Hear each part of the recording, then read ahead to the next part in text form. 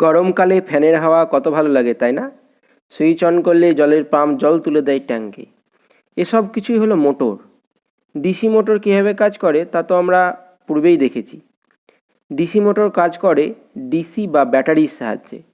কিন্তু আমাদের বাড়িতে তো আসে এসি সাপ্লাই। তাহলে এই ফ্যান বা পাম্প কী করে কাজ করে? এসিতে কাজ করা মোটর হলো মূলত ইন্ডাকশান মোটর। বিজ্ঞানী নিকোলা টেসলা প্রায় 100 বছর পূর্বে যা আবিষ্কার করে গেছেন তা এখনও কাজে লাগছে। আজ আমরা এই ফ্যান বা ইন্ডাকশান মোটর কিভাবে রোটেট করে তাই জানব। So let's check out. Induction মোটরে মূলত দুইটি অংশ, স্টেটর এবং রোটর। স্টেটর পার্টটি স্টেশনারি অর্থাৎ ঘূর্ণনশীল নয় বা রোটেট করে না। স্টেটরে তামার তারের কয়েল থাকে। স্টেটরের এইগুলিকে বলে স্লটস। এই স্লটসের ভেতর দিয়ে কয়েলগুলি জড়ানো থাকে। স্লটসটি মূলত কাস্ট আয়রন বা স্টিলের তৈরি স্তরিত বা ল্যামিনেটেড হয়। এই কয়েলগুলির মধ্য দিয়ে এসি সাপ্লাই দেওয়া হয়ে থাকে। এই এসি সাপ্লাই আবার সিঙ্গেল ফেজ বা 3 ফেজের হয়ে থাকে। এই সিঙ্গেল ফেজ বা 3 ফেজ সাপ্লাই কি একটু পরে তা জানতে পারবে। রোটর পার্টটি এই ধরনের হয়, যাকে স্কুইরেল কেজ বলে।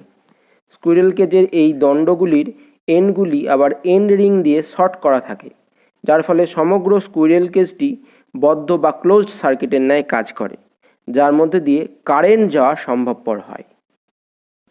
এটি একটি তামার কয়েল যার দুপ্রান্তে এসি সাপ্লাই দেওয়া হয়েছে। এখন এসি বা অল্টারনেটিং কারেন্টে প্রবাহের মান ও দিক ফিক্স থাকে না। কোনো মুহূর্তে এই প্রান্তটি পজিটিভ হলে কিছুক্ষণ পর আবার এই প্রান্তটি নেগেটিভ হয়ে পড়ে। তারের মধ্যে দিয়ে কারেন্ট গেলে তার চারপাশে চৌম্বক ক্ষেত্র বা ম্যাগনেটিক ফিল্ড সৃষ্টি হয়, যা কারেন্টের দিকের উপর নির্ভর করে। যেমন এখন কয়েলটির এই দিকে নর্থ পোল ও অপর দিকে সাউথ পোল তৈরি হয়েছে, কিন্তু কারেন্টের দিক যখন পাল্টে যাচ্ছে তখন এই প্রান্তে সাউথ পোল আর অন্য প্রান্তে নর্থ পোল তৈরি হবে। এখন এই কয়েলের লম্ব দিকে অন্য একটি কয়েল রেখে এসি দিলে দেখা যাবে তার ক্ষেত্রেও এই নর্থ পোল ও সাউথ পোলের দিক পরিবর্তিত হতে থাকবে। পরের কয়েলটিকে যদি পূর্বের এসি সাপ্লাই থেকেই পাওয়ার দেওয়া হয় তাহলে এই ধরনের কানেকশানকে সিঙ্গেল ফেজ কানেকশান বলে। এবার দ্বিতীয় কয়েলের সাথে যদি একটি ক্যাপাসিটার বা ধারক যুক্ত করা হয় তাহলে দেখা যাবে ক্যাপাসিটারের জন্য এই কয়েলের কারেন্ট ভোল্টেজের তুলনায় একটু এগিয়ে চলছে। এটা ক্যাপাসিটারের একটা ধর্ম। এর ফলে দুই কয়েলে কারেন্টের দশার একটু পার্থক্য হয়ে যায়। অর্থাৎ প্রথম কয়েলে যখন এই দিকে এন ও অপর দিকে এস তৈরি হচ্ছে, তার কিছুক্ষণ পর দ্বিতীয় কয়েলে এই দিকে এন ও অপর দিকে এস তৈরি হয়। ফলে মনে হয় যেন নর্থ বা সাউথ পোল রোটেট করছে, অর্থাৎ একটি রোটেটিং ম্যাগনেটিক ফিল্ড তৈরি হচ্ছে। সিঙ্গেল ফেজের উল্টো দিকে আছে 3 ফেজ সাপ্লাই। এখানে ক্যাপাসিটারের কোনো দরকার পড়ে না। এখানে তিনটি কয়েলকে পরস্পরের সঙ্গে 120 ডিগ্রি কোণে রেখে তিনটি কয়েলে তিনটি পৃথক এসি সাপ্লাই দেওয়া হয়, বা এমন তিনটি এসি সাপ্লাই দেওয়া হয় যাদের মধ্যে দশা পার্থক্য আছে। ফলে সিঙ্গেল ফেজের ন্যায় 3 ফেজ স্টার্টারেও রোটেটিং ম্যাগনেটিক ফিল্ড তৈরি হয়। স্টেটরে এভাবে রোটেটিং ম্যাগনেটিক ফিল্ড তৈরি হলো, কিন্তু এর জন্য রোটর কীভাবে রোটেট করলো এটা তো বুঝলাম না। এটা বুঝতে গেলে আমাদের জানতে হবে ইলেকট্রোম্যাগনেটিক ইন্ডাকশন কী তা। কোনো বদ্ধ বা ক্লোজড কয়েলের কাছে চুম্বককে এগিয়ে বা পিছিয়ে আনলে ওই কয়েলে কারেন্ট তৈরি হয়। এই ঘটনাটাকে ইলেকট্রোম্যাগনেটিক ইন্ডাকশান বলে।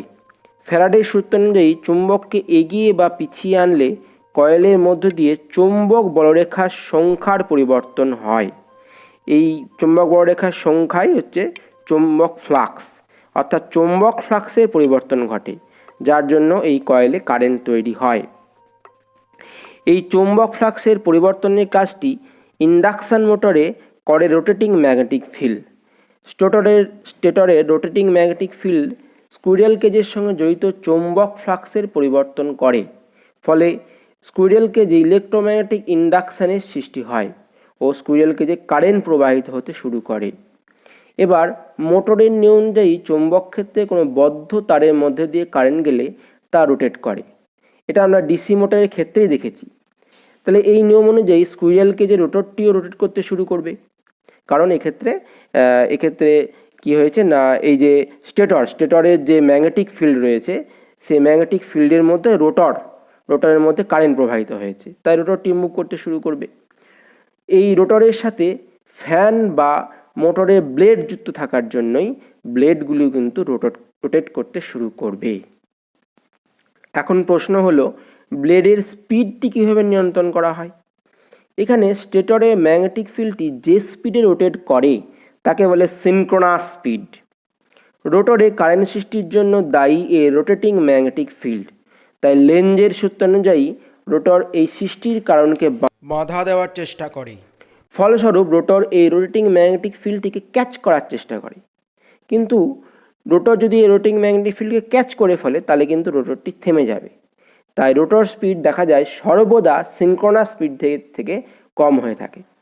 আবার সিনক্রোনাস স্পিড এসি এর ফ্রিকোয়েন্সির সমানুপাতিক হওয়ায় ফ্রিকোয়েন্সি চেঞ্জ করে সিনক্রোনাস স্পিডটিকেও চেঞ্জ করা যায়। এবার রোটরটি সবসময় সিনক্রোনাস স্পিডকে ক্যাচ করার চেষ্টা করার জন্য সিনক্রোনাস স্পিডের চেঞ্জের সঙ্গে সঙ্গে রোটর স্পিড বা ব্লেডের স্পিডও কিন্তু কন্ট্রোল করা সম্ভবপর হয়ে থাকে। ডিসি মোটরে মোটরটিকে ঘোরাবার জন্য ডিসি অর্থাৎ সমপ্রবাহ দিতে হয়ে থাকে, যেখানে ইন্ডাকশান মোটরে ইলেকট্রোম্যাগনেটিক ইন্ডাকশানের জন্য মোটরটি ঘোরে, তাই একে ইন্ডাকশান মোটর বলে। অর্থাৎ ইন্ডাকশান মোটর কিন্তু সেলফ স্টার্টিং। তাহলে বাড়িতে শুয়ে ফ্যানের দিকে তাকালে ফ্যান কী করে ঘুরছে নিশ্চয়ই মনে পড়বে। Thank you.